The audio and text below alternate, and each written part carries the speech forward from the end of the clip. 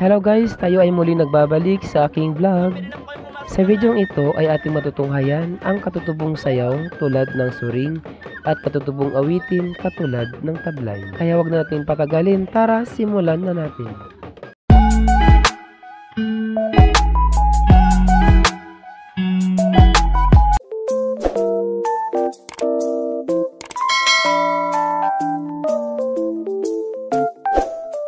Ang paaralang elementarya ng Tara ay nakikiisa sa pagdiriwang ng buwan ng katutubo sa buong bansa.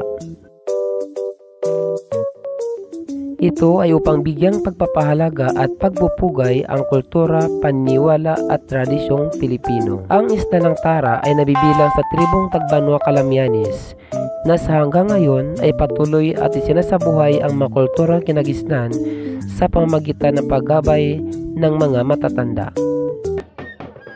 Ang buwan ng katutubo ay nilahukan ng mga piling mag-aaral upang ibahagi ang kanilang kulturang sayaw na suring.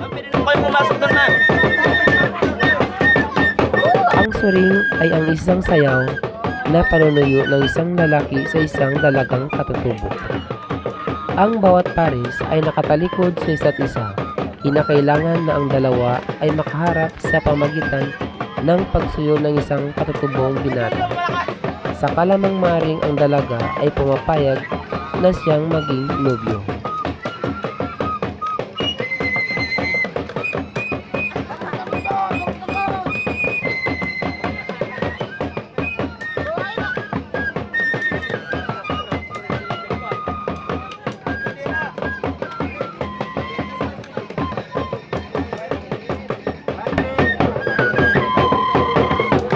Pwede na po kayo pumasok doon na.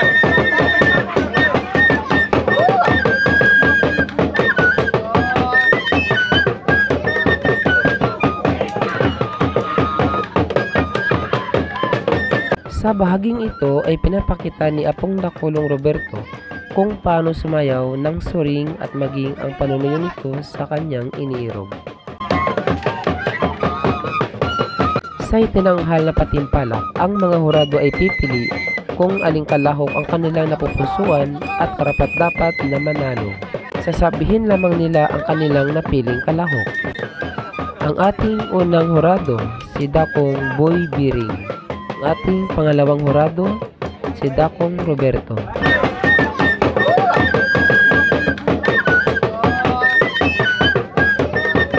At ang ating pangatlong hurado, si Dakong Rubing.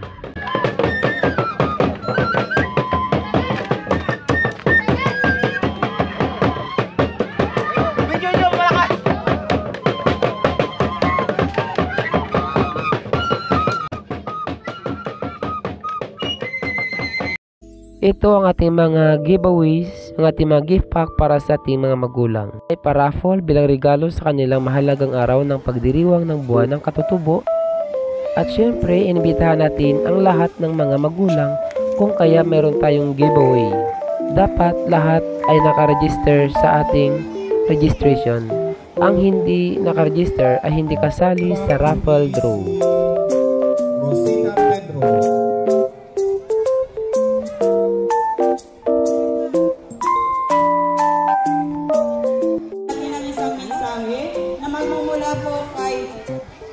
Roberto Talahay. Mga maestro, maestrata, biyang apon. Ang mapulang na, at imos-imos kata, ang magpurutol, agiragman. Ito yung yatinaw ng banwa ay uwilang. Salamat ka kung mga maestra ni Puta. Dati-dati alay manintano. Napakasarap sa pakiramdam na kaming mga guro ay napasalamatan ng mga matatanda. Batid namin na sila ay natutuwa sa aming ginawang programa para sa kanila. Primero ispiran, pagkatapos ta. Pero ang gusto ibig sabihin din, ang kumpuni ka na ng mga sasakpan ng barangay, tawid ka rin ng tanan, pero medyo kala-kulanda, problema mo na. Ang mga rumanda, asan? Ay, ira. celebration yang wanta, yang katutubo. Mana-mana ipaglakad niya ang katutubo. Dirata, kapuso, nabigdaman kaya mga maskrita, may pawari, ang kaya ng parating na ka. Saka doon tungkulon, naman ang parang naya ka, ang kumpungit ka naman. Ay isa rin po sa mga kultura at kayamanan na dapat pagmalaki ng Barangay Tara. Ang kulturang awitin o tablay ay nilahukan din ng mga piling mag-aaral.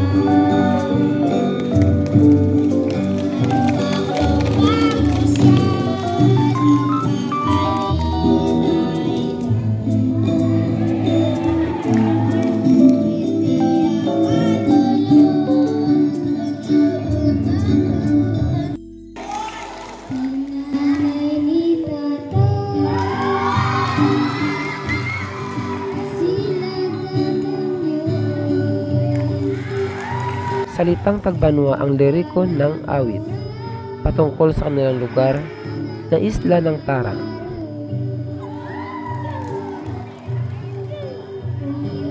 Nakakamanghang pakinggan ang kanilang awitin at ito ay sariling komposisyon nila at maging ang paglapat ng tunog.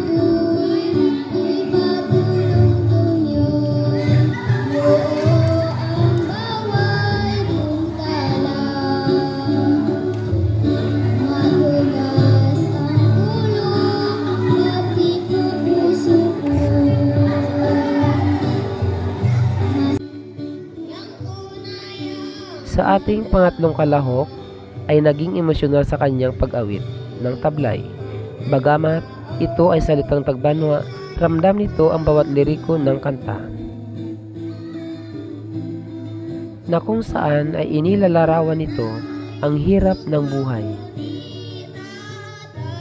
Ayon sa kanta, ang nanay daw ay nasa bahay at ang tatay naman daw ay nangangawin. Isa ito sa pangunay nga nabuhay ng mga katutubong Tagbanwa. Ito po ang ating panguling kalahok mula sa ika-4 na baitang sa ilalim din ng pagsasangay ng kanyang purong tagapayo na si Sir Christopher Dadaya.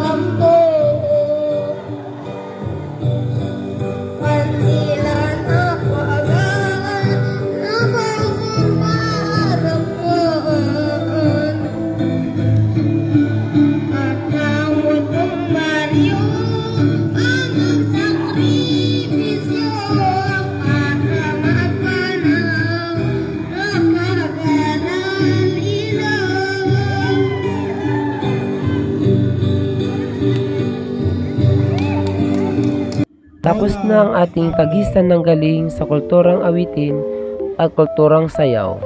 Dadako na naman tayo sa raffle draw.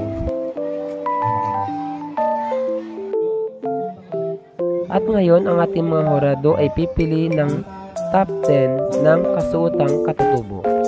Pipiliin ng ating mga hurado kung sino sa kanila ang nakapagsuot ng maayos at tamang kasuotan ng mga katutubo. At ngayon, ating igagawad sa ating mga hurado ang sertipiko ng pagkilala sa kanilang patuloy na pagsuporta sa gawain ng paaralan. At ang paggawad naman ng parangal sa mga batang nagkamit ng gantimpala.